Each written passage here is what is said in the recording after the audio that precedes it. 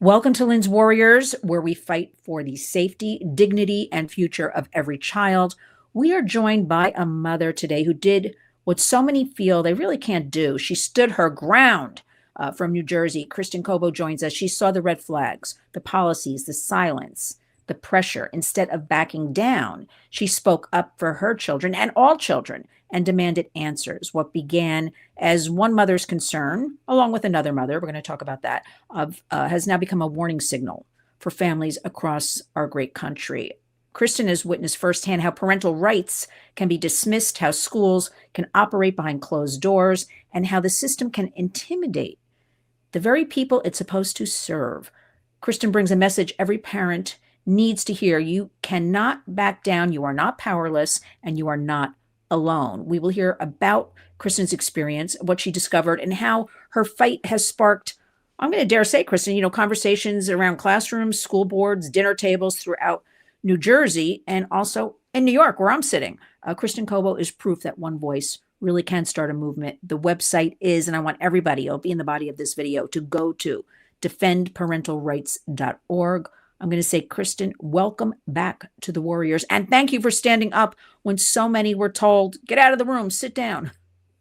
Thanks for having me, Lynn. It's always good to talk with you. I mean, absolutely. I'm thrilled you're taking the time and you're with us today. But I want to tell everybody a little bit more about you.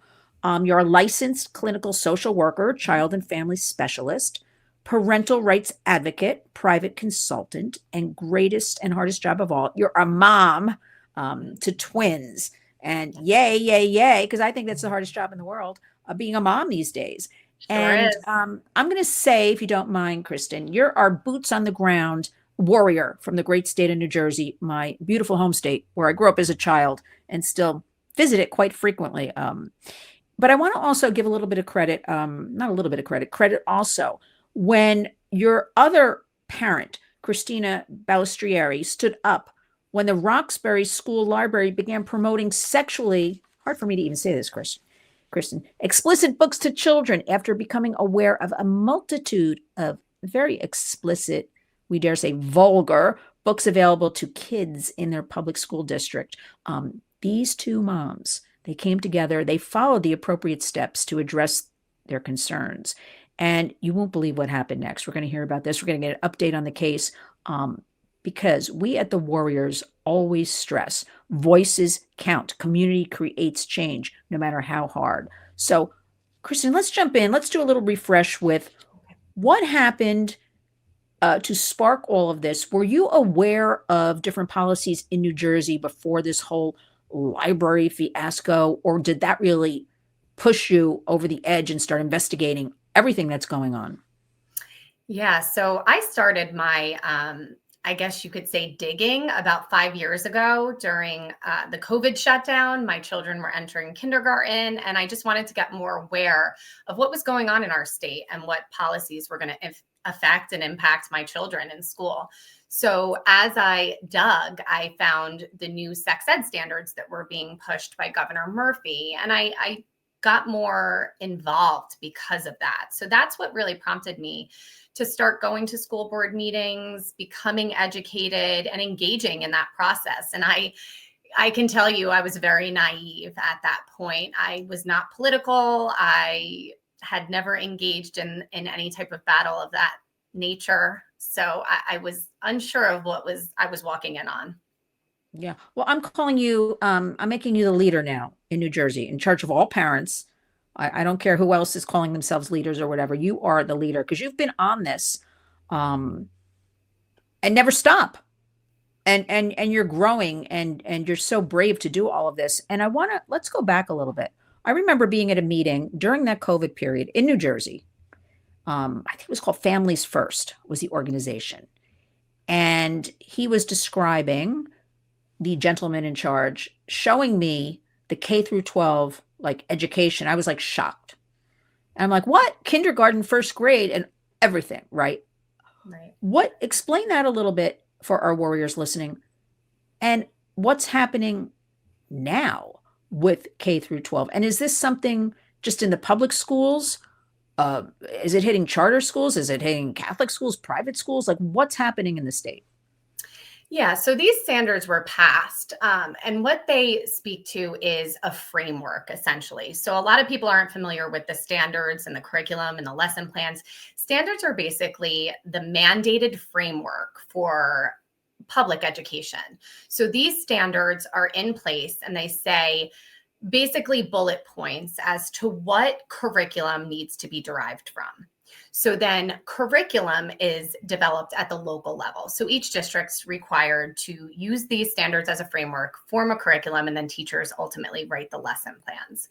Well, what we saw with these standards being passed is the mandate to teach gender ideology in as young as elementary school, introduce concepts such as, culturally were developed based on our parents' viewpoints, and that may or may not be wrong. For example, introducing gender ideology in K through 2, that conversation would look very different than it would discussing it in 5th grade. So talking to kindergartners, they're not necessarily saying, "Oh, maybe you were born a girl, but you're really a boy," but they're planting a seed of doubt. They're saying that gender could be fluid, gender could be this, gender could be that. So, and depending on the district, this curriculum looks different. It's developed differently. So where in one district, for example, in Roxbury,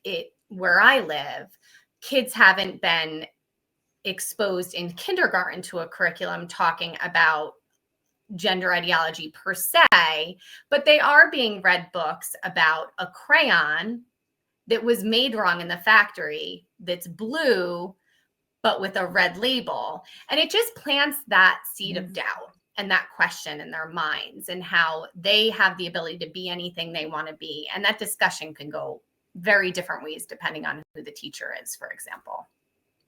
I have so many questions for you. Do you think overall most parents even know about this? Do parents know they can walk into a school and ask to see the curriculum or meet with the teachers, and like what how are the parents taking all this? Because I find this incredibly upsetting. We know people are busy. We know people are trying to, pay the rent, mortgage, put food on the table, but this is a national crisis in my opinion.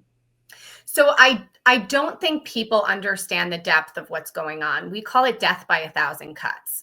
So where I think living in a community like Roxbury, where the parents, I believe, for the most part, all want what's best for their children, and we work hard to give our kids the best lives.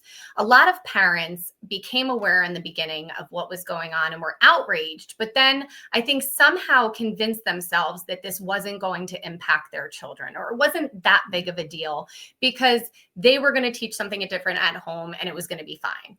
But what a lot of people are missing is the cultural impact, and how children tend to not go against the grain. They want to fit in with their peers. They want to feel as though they're like everyone else, right? So when these concepts are introduced at a young age and it's slow, it's not a loud, "Oh, a boy was born wrong born in the wrong body, excuse me, and really is a girl." It's not said like that initially, but the seeds of doubt are planted. And then my children enter 5th grade health class, and part of that curriculum, I was told it's mandatory that they are to read several definitions that describe gender identity and the concept that some people are born in the wrong body and may feel differently than their assigned sex at birth. And therefore, we need to be sensitive to this. So now this curriculum now has unfolded. You're allowed to opt out of certain parts of the lesson, but then all of the kids are talking. So that makes this really tricky. And that's where my work comes in privately, my business, working with parents one-on-one, and really teaching them how to have conversations from a young age with their kids and not avoid it. So this is happening. We can't say, "Oh, we're going to opt our kids out of gender ideology and never talk about it, and it's going to be okay." It's not.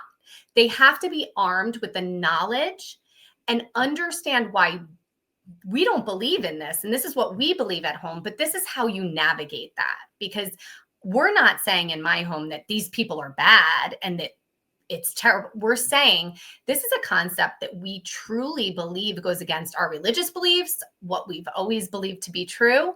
And that doesn't make these people bad, but it means that they think very differently than us. And that's okay.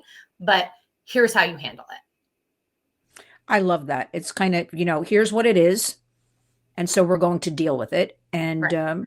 that's it, as opposed to there's nothing worse than when people are calling other people bad, with Right. kids around and just dismissing. And it's the worst thing. And Well, you that's point out, exactly what happened. So and that that's was what happens. that was That the is what scapegoat. happens. Yep. So tell us a little bit about that, because, and you also pointed out, the kids, you can't just opt out, right? The Right. kids are going to search more, if something is like forbidden. I don't have to tell you any Oh, of this yeah, because you're an absolutely. expert in that.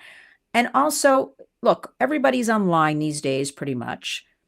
Even if they don't have a phone, a Chromebook, an iPad, their friends may show them something. Like, so we have to deal with it and talk to our kids, like open and honestly, and make them feel secure and safe.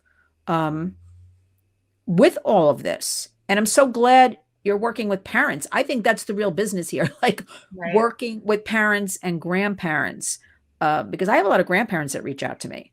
Absolutely. And I think that's the business because Right. they really are not understanding. What do you think? What do you think about school choice? What's Well, going on with that? And I think we need a choice. I think that parents like me, I'm a regular person. I'm a regular mom, and I think that I agree with what you said in the beginning that ordinary parents can make an extraordinary difference and impact on our communities. But sometimes we do get to the point where we have to weigh out is what's worth it. Do we want our kids in this school system? And a lot of us are faced with the decision that if we chose to pull our children from the public school system, we would have a complete change in our lifestyle in order to be able to afford that. I do think that we need some sort of voucher system, some type of school choice system that would allow our money, our tax dollars to follow the students. I think it's completely sinful that we have people working so hard, paying such high taxes in this state, and we truly don't get a final say in curriculum and standards and all of that and what our children are exposed to. yeah, I mean, it's just, look, we learned so much during that C period, COVID period. I don't even like to say the Yep. word, right? Hmm. So that was the only good thing I think about that period, that a lot of parents came forward. We saw Right. what the kids were doing online. A lot of people really sat up and said, wow. I'm still getting over in New York City, they issued almost 1 million Chromebooks to public school students, yet the predators were breaking in with porn.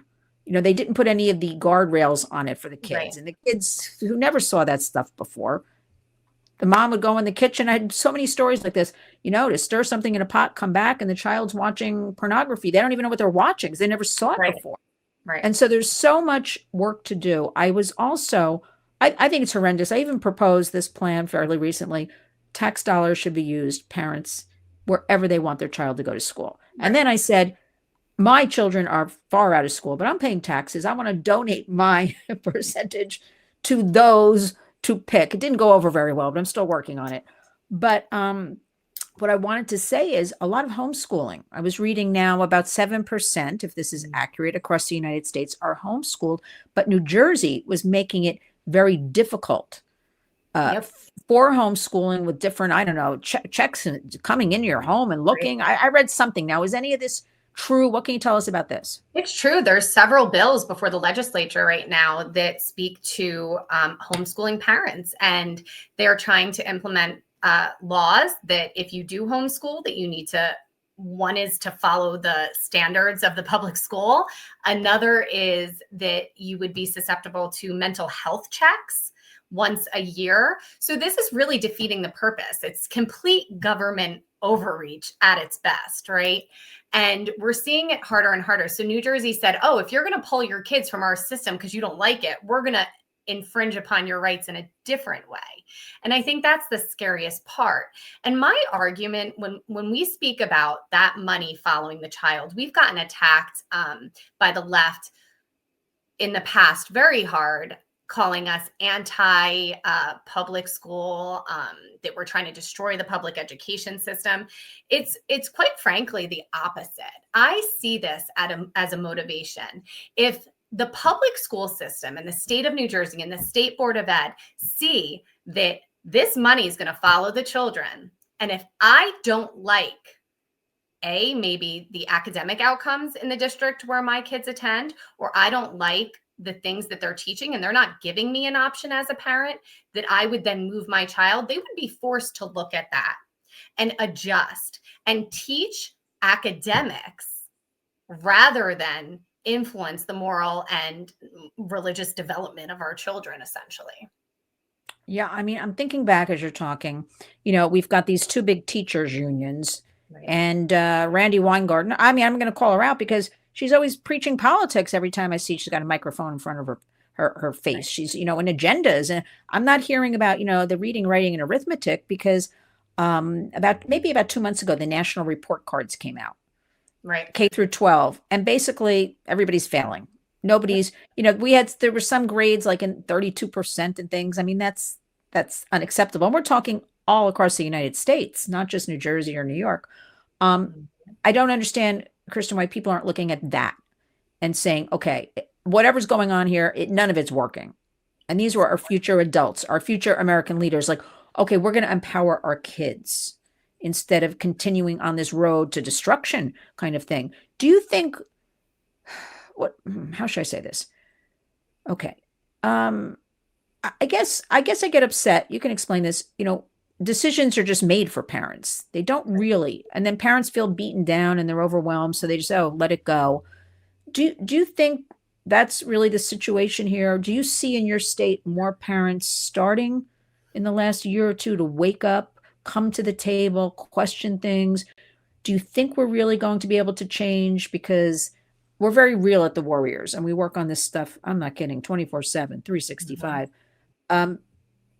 Because I see the path. We've got to fight harder and harder and harder for our kids. Okay. Do you think parents will be able to step up to all this? We want to help them, encourage them, empower them, give them tools, give them resources. Right. And I'm so afraid they'll just be overwhelmed and be like, well, it's just part of health class, teaching these things that we don't agree with perhaps at home. What's your take on sort of the overall? Again, we're not judging. Our goal is always helping because it is so complex, all of these issues. And when something's complex, people close their eyes, shut the door. They don't want to deal with it. That's where these things come in. We don't want our kids to be aware of, know about, unless it comes from us. So what's your take on that kind of whole, I threw a lot at you, that landscape. Yeah, that's loaded. So I think, just to break that down a bit, I think there needs to be accountability on two fronts.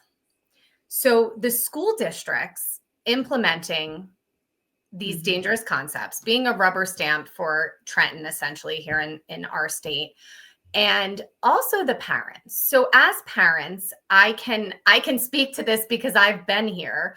We get to the point sometimes where we're overwhelmed. We're working, we're trying to raise a family, keep a house under control, and we can blindly trust the system because it's easier sometimes. It's easier to just blindly trust that people have our best interest at heart and the best interest of our children. That's not the reality. So we need to check ourselves and hold ourselves accountable sometimes as parents to say, I know this isn't easy to have to go to a board meeting when I've worked all day and I'm exhausted. I know that it's not easy to have to sit down at night and instead of watching my favorite show, to do some research, to dive a little bit deeper, to have some difficult conversations with friends. I know it's uncomfortable, but I think that we were chosen for this time to be able to navigate it. But that means we have to do the extra work. We have to get involved. We have to be the ones to call out when we see these issues in school districts. We're the last line of defense for our kids. So one of my goals in the new year, it's no secret that we're very unhappy as in the conservative grassroots movement that Mikey Sherrill just won this election. She has promised to mandate without opt-outs this LGBTQ curriculum. Parents are fearful. I'm getting calls and messages every day. What do I do? I'm working right now with the New Jersey Parental Rights Coalition. It's about 5 groups, including myself, that really working to empower parents, become more aware, and help them with what to do. So, for example, last night we did a webinar that was called Advocacy 101, really just to help parents understand that this doesn't have to be a big, scary endeavor. It could be just taking one step at a time. And one of the things we did was walk people through the legislative website to see what bills are coming up, to see what's happening. You don't have to go to Trenton and scream and rally or testify. You can. You can have your voice be heard, but you can also just get involved and start going to the Board of Education meetings. I mean, you can get more involved in your personal school district. My focus is always on local. I'm very involved at the state level, but I believe in spending our time advocating at the local level because we have so much power there. We have the ability to engage with the community members that are living next door to us that may not know what's going on, and doing so in a unifying way. I know you wanted to talk a little bit about our lawsuit, but we were engaging from the jump in an appropriate way. We were talking to the superintendent about our concerns. We were talking to the school board about our concerns. We were saying that we understand that these concepts are here, but we don't agree with them being pushed on our children in public school. And we believe in protecting children. So when we advocated in that manner, we were given a different barrier and a different road, and our journey took a little bit of a detour. But I still believe that we hold that power at that local level, and we have ability to make a difference, which we have in engaging our community members in elections and electing people who are more like-minded, who are going to be mindful of what is best for all children. I got to ask, I have a lot of relatives in Jersey, and what happened with Jack Chitterelli? I mean, well, first of all, I never got over last time because he was very close last time. I think it was 2 or 3 points, and I'm like, why isn't he challenging? So that was last time. Okay, whatever's going on in Jersey, nothing happened there, but I really thought he was going to do it. He was going to squeak by. What's kind of the scuttlebutt? Any talk about any of that? I mean, you don't have to talk about it or not, but I there I am on my computer. I don't know what hour of the morning. I saw you at some diner on Fox, and I'm like, there's my Kristen. She's right there. No, but I was really convinced because everybody I know in Jersey was like, praying for him, voting for him, hoping, because despite all this talk, we talk about Jersey and stuff, there's still a very strong conservative movement in certain areas that that have voices. So what happened there? So again, I'm not a political expert. I engage politically in the issues that are important to me. I am a parental rights advocate. So from my perspective, I can share that I feel that this is loaded. There were major issues in New Jersey, including affordability. I think affordability was the #1 issue if you ask most people. Our electric bills are through the roof, grocery bills, and we're struggling here. And I think that, unfortunately, Mikey Sherrill's campaign did a great job drilling down on affordability, which is wild because their party created the affordability crisis. Yeah. But then one step further, parental rights, parental autonomy, all of these issues that are affecting the children, I don't think they've been communicated well. I think that we had quite an ugly primary on the Republican side, and I think that's historically what we've been seeing. And it really divided our party in a way that we weren't able to recover from. Sure, we rallied around the GOP candidate and we fought to get him elected. But at the end of the day, I think that there was still a big group of grassroots people that weren't sold. They weren't sold on the candidate. They weren't feeling enthusiastic. And there was no effort to build bridges in that. I think that we need to think outside the box and stop doing the same thing, stop electing the insider candidate, and really come up with a way to find somebody who's going to really fight for the people. Now, would you ever run for office? Listen, I just that is not my goal. I have said from the beginning, I don't know what's going to happen in the future. I don't know what God's plans are for me, but I do know that my goal right now is to be at home, be the best mother I can be, focus on my career and my family, because my children are only young once. And I think that that's advocacy starts at home. I think if you want to change the world, go home and love your family, right? So that's really my primary focus right now. excellent. And plus, really, you get more work done as an advocate, as I like to say, boots on the ground, because there's so much red Right. tape in these different Right. offices. It's just horrendous. Did you ever have any teachers come forward, like, and tell you anything behind the scenes and confide in you? Because I had a couple of teachers tell me, Absolutely. we're not teaching these agendas. Like, I'm like, well, how do you Right. get away with that? Don't they come in the classroom, or don't they, like, you have to hand in a lesson plan, or they're like, we have our ways around it. Did you ever hear from anybody? Absolutely, across New Jersey. So I engage with parents from the tip of the state to the southernmost point of this state. And teachers are fearful Yeah. of coming out publicly on these issues, but I have health and PE teachers that have resigned over it, retired early over just their religious beliefs, and saying, I know that I would be forced to teach this and I'm not comfortable with that.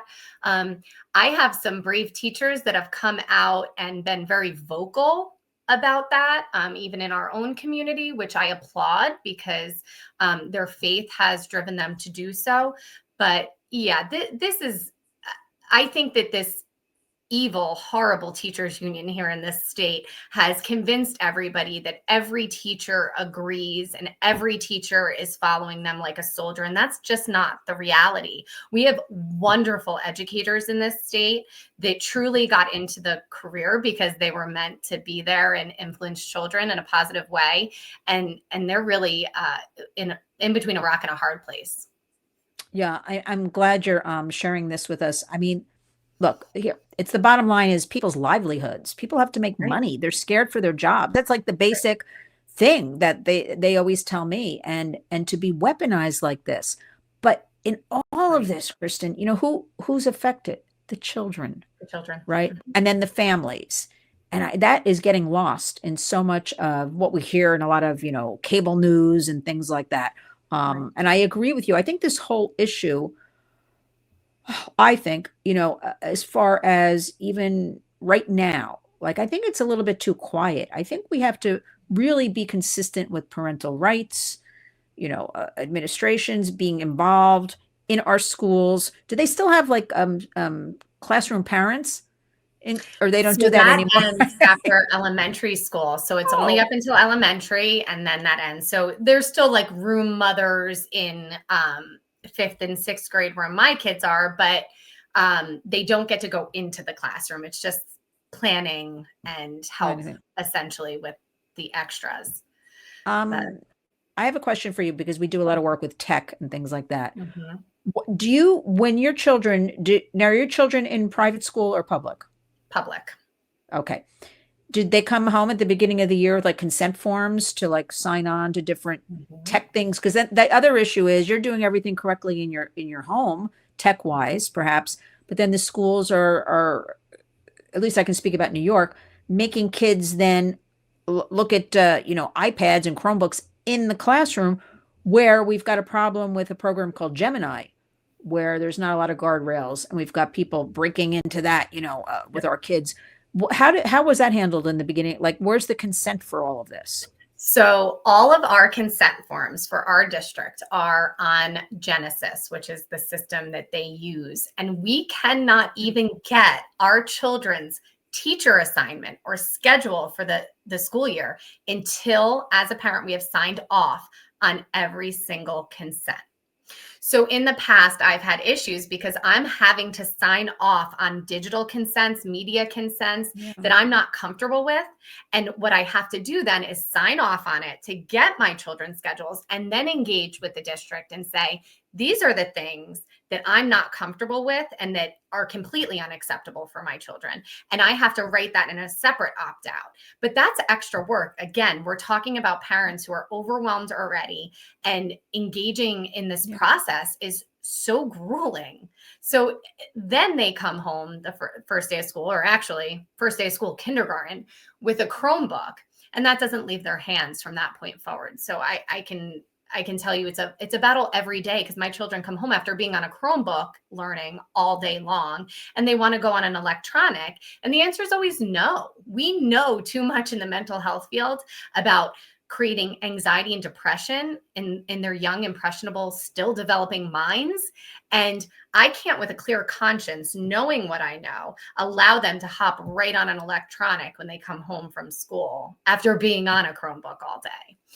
And to speak to your point about access to information, it's so scary. They have access to Google. They Google things when they have a question in class, instead of, when we were kids, raising our hand and engaging with a teacher who has that knowledge. And this opens them up to the World Wide Web, and we know the intention there to get to children. So where, innocently enough, my child was researching for a planet assignment he had, and looked up life on Earth and first signs of life, and he encountered evolution, and he started asking me all these questions about evolution and how it contradicts our religion and all of that. And it was just very interesting to me that as an 11-year-old, he has access to information without guardrails that we never had as kids. Yeah, that's why your work, Kristen, is so important. You're just talking. It sounds kind of like basic, but we have to keep raising awareness. Talk to family members, or to other parents, community members, and also our kids. I keep saying, like, we have to talk to them openly and honestly. I mean, age appropriate, but we've got to be the ones they hear the information from. I'm still upset because yesterday I was reading ChatGPT was telling children that Santa Claus isn't real. And I'm like, this is not good for those little kids who really may believe in Santa Claus, and then they're finding out, it's a mess. What are you, if I may ask, what are you seeing in children, in your professional opinion, right now, as we're in the world? We're not getting there. We're in the world of AI, artificial intelligence, the most frightening, a word I do not like to use, but it is completely frightening. I think anything with technology, in my opinion, can be erased. We have to deal with this artificial intelligence, because this is something that even the tech people we work with, they're like, we don't know where this is going. We just know it's going to be overwhelming. So any thoughts on this, or what you're seeing in children besides your own, or hearing parents talk about?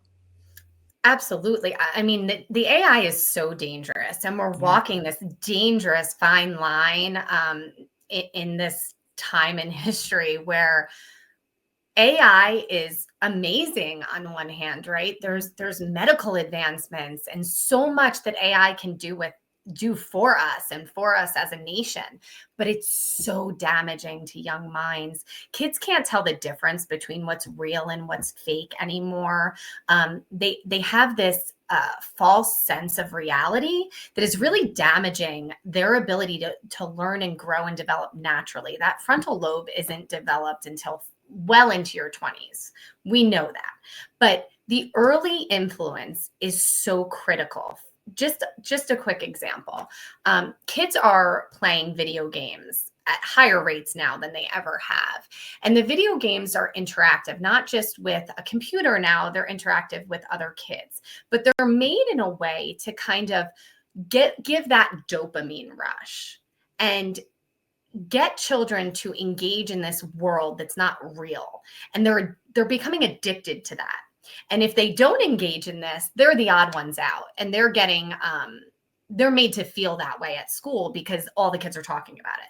So what I'm seeing is huge detriments to the development, because that stunts that brain. Once you train a young mind to seek that rush because they're feeling that dopamine, it's essentially like a mini addiction, and their brain's forever impacted. And then as they develop, they're more susceptible to addiction in life. So we have to, as parents, weigh the benefits and the risks. And I understand the average parent doesn't know the developmental process of the brain and how that's impacted. And they're not researching because, you would assume, again, we're assuming that people have children's best interest at heart, but they don't. And all of this influence, the Chromebooks, the game systems, the games, it's all intended to alter young minds and create a dependence essentially on these negatives. Yeah. I want to remind you, make sure you say, Kristen, chatbots, Right. AI companions, marketed by big tech as digital friends, right? We are calling them child abuse machines Right. because that's what they are. We're telling everybody, parents, kids, they are not real. They are not your friend. They can't give you, educational advice, medical advice, psychological advice. They are not real. We're really stressing that lately because we are working with so many parents across the United States. Kids have committed suicide. They've gotten Right. involved with a chatbot, self-harm, eating disorders, that once this chatbot, because we live in this society, it's nobody's fault. I would say, like, yeah, we live in this society the last 2 decades or so where people just give away a lot of their information. They just do. And now online, everybody's showing their dinner, their breakfast, their shoes. I don't know. They're showing everything, right? So this chatbot, this digital machine is learning, right? We'll say from a child. But at some point, these chatbots turn and suggest things Right. that are horrendous, and sexual conversations. We're dealing with this right now. And that is why we want guardrails on the AI, because we have Right. learned the history of big tech. They're not doing it. There's no regulation. There's no transparency. We don't know who their safety councils are. We keep hearing Right. about. We don't, what is it? Two people? Like, we don't, at Meta, we don't know. So we want everybody to be very aware about these AI companions and chatbots. They're not your Right. friend. They seem cute. I don't know if you've come across this a little bit, but they are sucking the kids in and causing, in such a short time, so many psychiatric problems, physical. We have kids beating their parents up who take away the device because the child's enraged. And I just read something yesterday or the day before. There's a new business, Kristen, these coaches to empower your child to get off the devices, and they're getting paid these enormous amounts of money. But I say we got to train the parents, those who basically buy the device and pay for the internet. We got to get to them, not $10,000 coaches, internet coaches, to get your child. I mean, I guess if you need help, whatever. I want to finish up with you. There's so much to talk about, so promise me you'll come back. Keep us aware of your great state, mine too, sort of, New Jersey.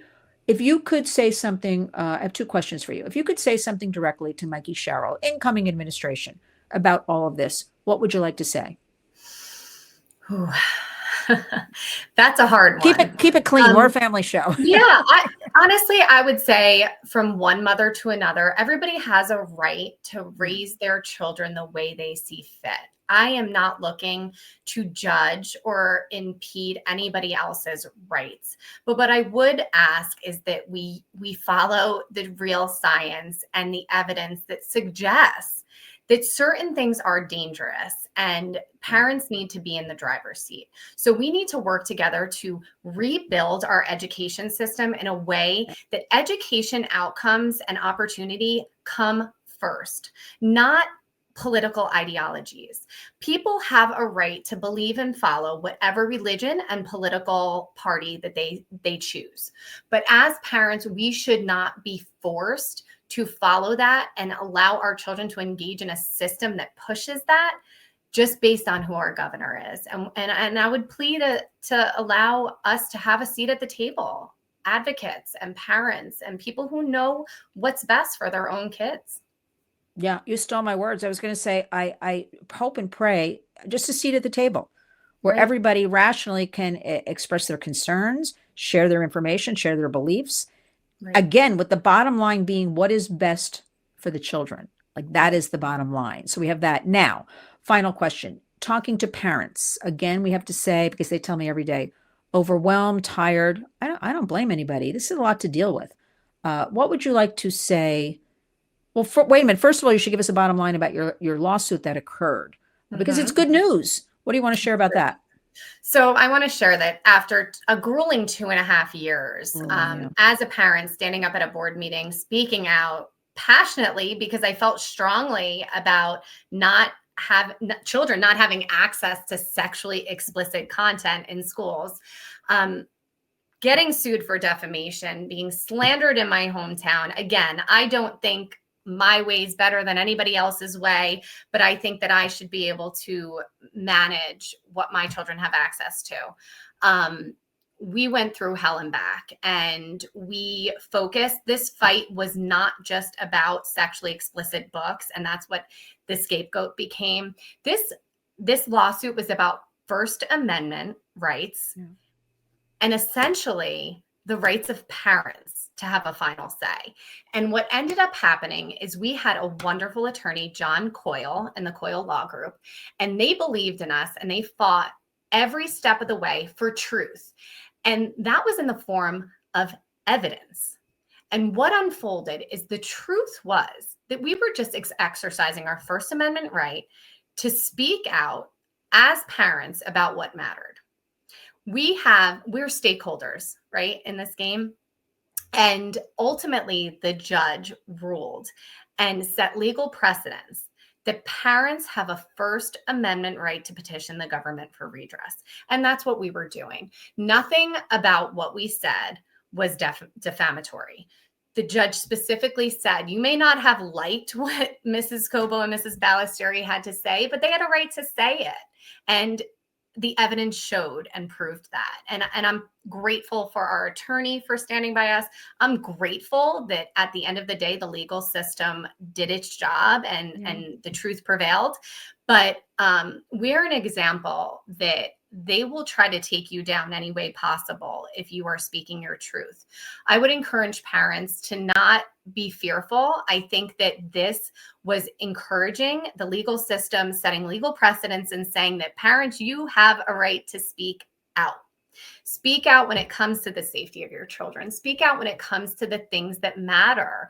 And I would encourage everyone to do just that. Don't be afraid right now. I know parents are very fearful of what's to come. I'm not even anticipating that. I think I'm going to continue to talk to my children, have conversations, let them know that not everybody thinks the same as we do, but we have to all live together in society as a one society, right? Not badmouth one another and criticize one another so we can move forward. I think we need to just do so in a different way. Yeah, I love that. But I want everybody, I'll have everything in the body of the video. I want everybody to go to your website, defendparentalrights.org. It's a continuing discussion. We always have to be on top of. I feel, Kristen, right now, we have like every day we have to be on top of things. Yep. Just to keep it going. We can't, the days of dropping your child off at the school and picking them up at 3 o'clock, or those days are kind of over. Everyone must and can get involved on some level, not leave it up to the schools, not leave it up to, the Chromebook if your child's on there or the iPad. We have to really have involvement. That's the way I look at 2025, well, almost 2026 right now. Your words are very powerful. I don't know how you went through all of that. You were such a brave warrior, both of you, both moms. I know how tough it is. I know my hometown of Glen Ridge, there was something going on there a few years ago. And actually 2 families I know left town. They moved because the abuse against them from their house getting egged all the time, their tires getting flattened all the time. They just got up and moved. And that always bothers me that they felt as lifelong, they were there for years, decades, both these families. They're just like, we can't do it. So you're very brave. And we want to also point out, I want everybody to go to the website. Again, it'll be in the body of the video. They can contact you. They may have some questions. Also, there's always ways to donate, to learn more, educate yourselves. Again, power in numbers. Any final thoughts for a parent or a caretaker? Because we have families now made up of a lot of different, grandparents raising the kids. And any final cheerleading thought for our warriors, our parents? I think be encouraged because at the end of the day, I truly believe in my faith that we were made for such a time as this, and we have everything that we need inside ourselves to be able to protect our children. We have that instinct. I pray that everybody can just engage in the things that that they see happening in their household and do what they see fit.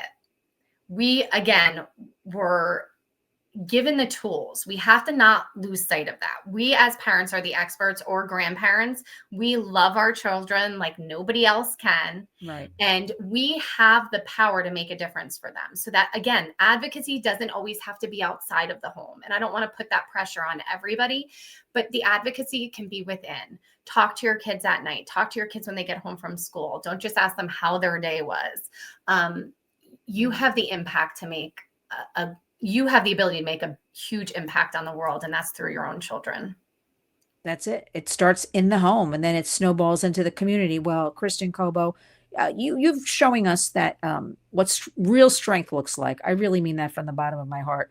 And I'm going to say, I don't think you really asked for a spotlight. You're just looking for truth and taking care of your children and other children as well. Right. But you didn't stay silent. And that is the biggest, best thing, because silence is being complicit to something Right. that is wrong. And so we applaud you for that. And thank you for sharing your story and your Thank details you about so everything going on. We stand with you at the Warriors, no matter what you need. Let's build this out in 2026. We'll get people going to your website. We'll get people talking to you about this because, again, there is power. The one thing I get, people will say, like, oh, I feel alone, or I don't know other people are going through this. So we want to bring everybody together, right? Because community creates change. Absolutely. And what I have to say is just thank you and wishing you and your beautiful family just a wonderful, wonderful Thanksgiving and a kickoff to the holiday season. We're here again. Yes. Thank you so much for having me. And I am in. This fight is one that I am up for. So I hope to continue working with you and shedding light on these issues. Yes, absolutely. We will definitely speak again soon. Thank you, Kristen Cobo. Thank you. Have Take a care. good Happy weekend. holidays. Take care. Bye bye.